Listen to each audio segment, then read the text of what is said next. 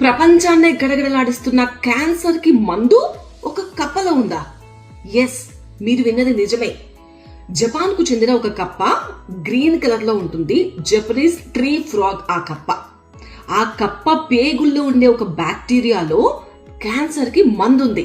Cancer ని చంపేస్తుంది. ఆ బ్యాక్టీరియా చంపడమే కాదు, మన బాడీలో ఇమ్యూనిటీ కూడా పెంచుతోంది. ఈ పరిశోధన చేసిన శాస్త్రవేత్తలు Japan advanced institute of science and technology వాళ్ళు ఈ పరిశోధన చేశారు.